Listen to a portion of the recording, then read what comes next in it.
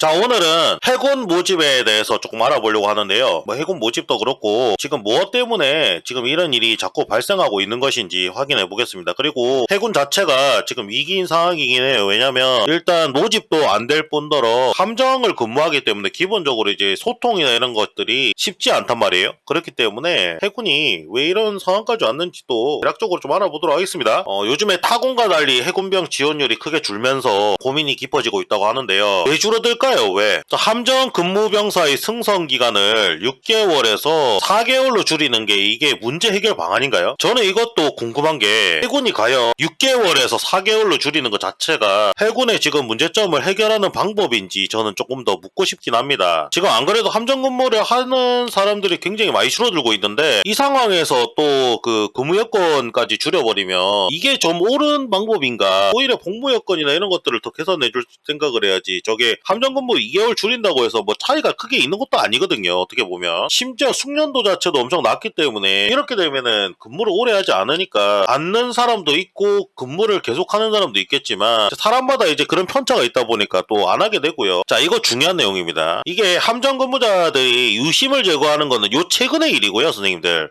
함정 근무자들이 원래는 휴대폰을 제출을 아예 다 했었습니다. 배가 추락을 하면. 자, 선생님들 요즘 같은 시대 요 근래 5년 전만 생각해 보셔도 휴대폰이 하루라도 없는 생활을 해보신 적이 많이 없으실 거예요. 웬만하면은 내 손에 휴대폰이 항상 쥐어져 있고 그런 생활을 기본적으로 하실 건데 일단은 함정 근무를 하게 되면 휴대폰을 다 수거를 했습니다. 예전에는 2010년도 이후부터 급작스럽게 걷어들이기 시작해요. 급작스럽게 걷어들이기 시작하면서 심지어 이제 지휘관이나 이런 사람들은 또 휴대폰을 제출을 안 해요. 왜냐면 긴급 연락을 해야 된다고. 그러니까 이게 자기들만의 논리가 있어. 그냥 그런 거 얘기하는 거 보면. 그래서 휴대폰을 쓰게 하는 것이 큰 문제가 없는 게 그 휴대폰을 쓴다고 해서 연락이 잘 되거나 그런 것도 아니거든요, 솔직히. 그렇다고 해서 유심칩을 꼭 제거를 한다고 해서 유심칩 제거하는 게 뭐 그게 그렇게 큰 도움이 되지도 않아요, 어떻게 보면. 배가 완전 나가버리면 어차피 휴대폰 전화도 안 돼. 근데 유심칩을 강제로 걷어가지고 아니 솔직히 출입항 때 그때 이제 조금 시간 날 때 전화 한 통 할 수도 있는 거잖아. 무슨 뭐 그게 경계작전에 뭐 걸리고 이런 것도 아닌데 휴대폰을 무슨 뭐 보름씩 뺏어가고 이랬다니까, 항상 배 나갈 때. 그러니까 일주일에서 보름씩 뺏어가고 지금도 마찬가지이지만 지금은 그나마 휴대폰은 놔두고 있지만 유심을 빼가지고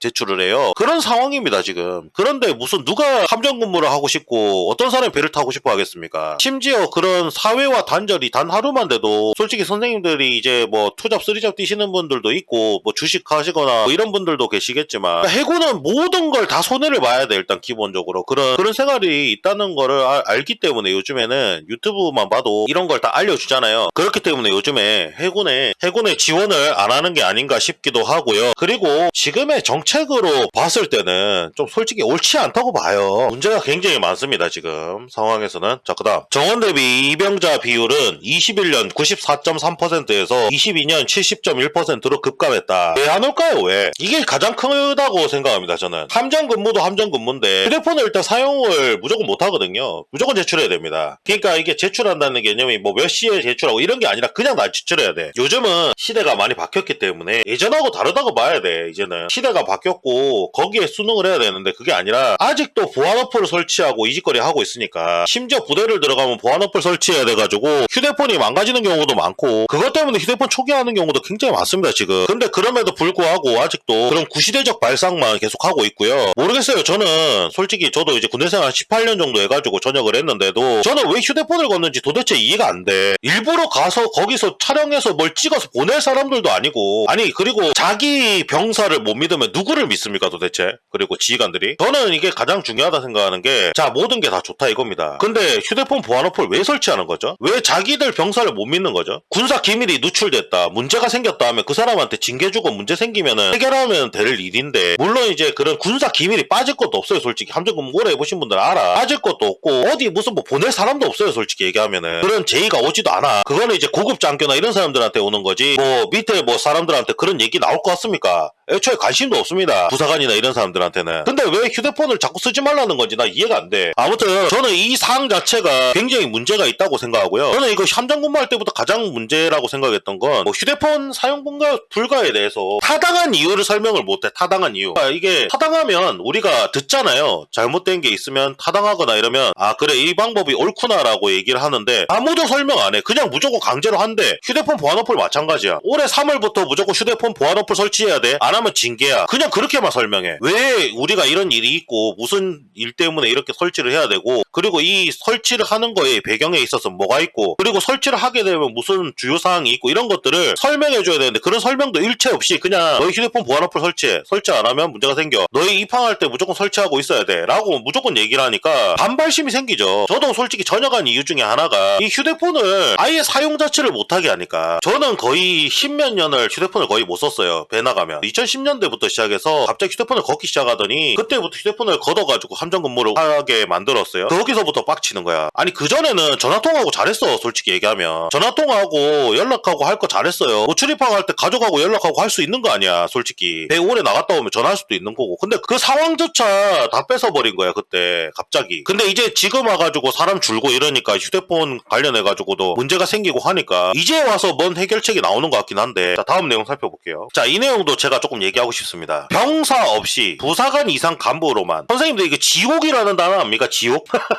내가 간부로 임용됐어. 병사랑 똑같은 일을 해요. 자, 간부로 임용되는 의미가 있습니까? 이러면 간부랑 병사를 나누는 이유가 분명히 있겠죠. 하는 역할이 다르고 책임감이 있고, 그 다음에 병사랑 뭔가가 다르기 때문에 간부로 임명시키는 거고, 그리고 4년을 또 근무하게 하는 거고, 부사관 같은 경우에는 장교는 뭐 RT는 뭐 2년이고 뭐 이런 게 있긴 한데, 아무튼 2년에서 4년 정도 강제로 근무하게 하고, 물론 이제 간부로 임용된다는 게 이게 부사관을 얘기하는 겁니다만, 부사관은 무조건 4년을 근무해야 되고 병사랑 같은 일 할 것 같으면 이럴 거면 뭐하러 간부로 오냐 이거지. 이거를 병사들이 모집이 안 된다고 문제할 게 아니라, 아니 내가 월급 받는 것도 그렇다고 해서 병보다 더 낫나? 오히려 세금이 빠지고 하면 병사보다 더 봉급이 낮아요 기본적으로. 그리고 병사는 심지어 4개월 근무에 후방 배치시켜버리잖아. 병 없는 함정이니까. 또 그리고 병사들이 갈 자리가 거의 이제 없어질 거거든요. 왜냐면 병사 없이 갈 거기 때문에. 앞으로 추세는 병사 없이 가는 게 추세입니다. 저도 이제 병사 없는 함정에서 근무를 해봤는데, 진짜 병사 없는 함정에서 근무를 하면 간부들 일을 하는 게 기술직이잖아요. 우리가 간부는 기술직을 일을 해야 되는데 업무가 안 돼. 기본적으로 기본적인 업무가 있으면 그 위에 고급 업무를 하잖아요. 원래 기술직이라는 게 다 그렇잖아. 기본적으로 내가 뭐 경력이 많다고 해서 무조건 뭐 그런 일을 한다는 게 아니라 밑에서 받쳐주는 사람이 있으면 그 위에서 뛰어다니면서 일을 할 거 아니에요. 근데 그게 안 된다는 거지. 이제는 내가 이것도 하고 저것도 해야 되니까 아이씨 지쳐보니까 그냥 때려치울래 그냥 이렇게 된다고. 그러면 그 위에 있는 일을 왜 하냐고. 똑같은 그냥 편한 일 하지 차라리. 그러면 형사들처럼 일하고 그냥 똑같이 하는 거야. 근데 그게 간부냐고. 지금 그런 식으로 돼가고 있어요. 그래서 그 와중에 간부에게는 책임감을 강요하고 실질적으로 더 많은 일을 하게 됩니다. 너 간부 아니냐, 너 부사관 아니냐 라는 얘기로 더 많은 일을 시키게 돼 있어요. 그렇기 때문에 함정에서 지금 문제가 굉장히 많이 생기고 있습니다. 지금 배라는 곳은 육상하고 달라. 그러니까 육지하고 달라. 애당초 하는 역할도 다르고, 기본적으로 배가 움직이기 위해서는 기관도 움직여야 되고 항해장치 움직여야 되고, 그 다음에 물도 마셔야 되기 때문에 조수기도 돌아가야 되고. 그러니까 배라는 장치 자체가 그냥 거대한 섬이라고 보면 돼요. 하나의 섬. 돌아가야 되는 우리가 식량도 있어야 되고 이런 것들이 많잖아요. 그런 것들을 준비를 하나하나 다 해야 되는데 실질적으로 그런 것들이 제대로 되지 않는다는 얘기지. 근데 이런 결정을 한 사람들이 누구냐? 항상 이런 결정하는 사람들이 장군 아니면 위에 그 국방부 인원들, 이 사람들이 이걸 결정하잖아. 더 열받는 거야. 그러니까 자기들이 해봤냐고. 자기들이 없이 해봤냐고. 왜 이걸 해보지도 않고 그냥 마음대로 실전에 투입해야냐고. 병사 없는 함정을. 병 없다고 그냥 다 빼버리고, 병사들 안 들어온다고 그냥 빼버리고, 35년 된 사람들 이제 전역해야 되겠죠. 물론 그 사람들이. 근데 실질적으로 그분들이 기술직이기 때문에 기술에 대한 역량이 더 크다고. 그분들이 기술을 활용할 수 있는 방법이 거의 없어요. 이제는 예전에 비해서. 그렇기 때문에 실질적인 문제가 생기게 되면 해결이 이제 안 돼요. 그런 잡일에 치중하기 때문에 진짜 함정 항해에 대한 문제라든지, 그 다음에 일반적인 배가 아니잖아요. 함정이라는 거 전투를 해야 되는데 전투가 문제가 아니야. 기본적인 일을 한다고 전투에 대해서는 뒷전이 돼버린다고. 이렇게 되면. 그렇게 되면 계속 배가 이제 움직이는 거에 대해 사람도 없고, 배가 지금 움직이는 방식도 제대로 되지 않고 사고가 납니다. 이러면 함정 같은 경우에는 계속 신경 써줘야 되는데 해야 될 일이 많다 보니까. 그리고 심지어 삼직제 당직을 써야 돼요. 삼직제. 선생님들 이거 삼직제 이직제 당직을 매일 쓰라고 하면 쓸 수 있습니까? 물론 이제 하시는 분들도 있겠죠. 근데 이제 그거는 일반적인 우리 내륙 지방에서 쓰는 당직하고 함정 근무를 하면서 쓰는 당직은 완전 달라요. 소음이나 아니면 굉음 이런 것들이 기본 탑재돼 있고, 그리고 작전을 해야 되고, 그리고 3직을 쓴다고 해서 당직이 끝난다고 해서 무조건 그 쉬는 건 아니에요. 일과 시간은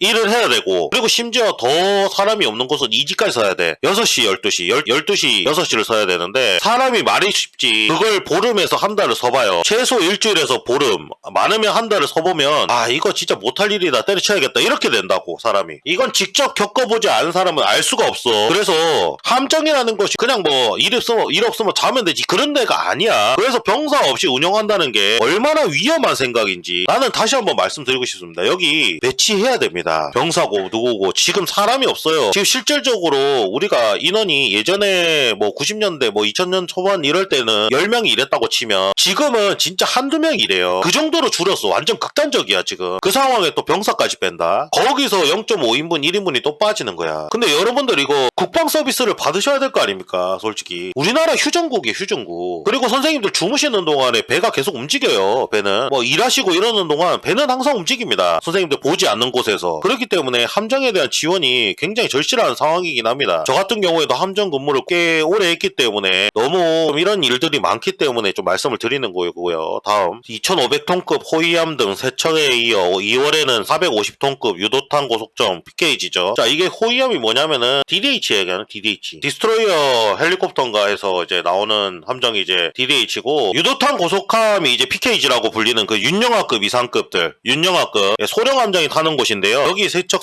이렇게 추가했는데 이거 지시한 사람 직접 해보라고 얘기하고 싶어요. 진짜 이거 지시한 사람 본인이 간부로 탑승해서 직접 간부 생활 해보라고 얘기하고 싶습니다. 진짜 제발 나는 그 사람 불러서 한번 체험이라도 하게 했으면 좋겠어. 1년 동안. 이거 결정하는 사람은 위에 사람이야. 근데 그 사람들은 책임 안 질 거 아니야. 문제 생겨도 사람들이 피곤해가지고 문제 생겨도 결국 책임 아무도 안 질 거 아니에요. 급여에 책임지우겠지. 그게 가장 큰 문제야. 하여튼 그 다음 해군은 지원자가 줄고 있는 현실적인 이유와 함께 함정의 자동화 시스템 도입으로, 글쎄요, 이 자동화 시스템이라는 거 있잖아요. 선생님들 굉장히 위험한 단어입니다. 이거 우리가 함정에서 완벽한 자동화는 없습니다. 기본적으로. 왜냐면 함정이라는 구성체가 움직이기 위해서는 100% 자동화가 없어요. 그 자동화 시스템이 완벽하지도 않을 뿐더러 그 자동화 시스템에 의존해서 살 수는 없어요. 왜냐면 함정은 결국 전투함 아닙니까? 전투를 하는 함정이잖아요. 근데 전투를 해서 문제가 생겨 복구를 해야 돼. 그럼 결국 수동으로 움직여야 되거든. 옛날 노를 젓든 뭐라든 그런 방식으로 움직여야 될 거 아니야. 근데 그냥 낙관적인 거지. 우리는 전쟁이 일어날 일이 없다. 근데 전쟁이 안 일어나더라도 만약에 그 기계가 문제가 생겨 그 누군가는 움직여야 될 거 아니야. 근데 그걸 움직일 사람이 줄었어. 이미 그걸 해결해 줄 사람이 다 줄어버렸어요. 그때에 대해서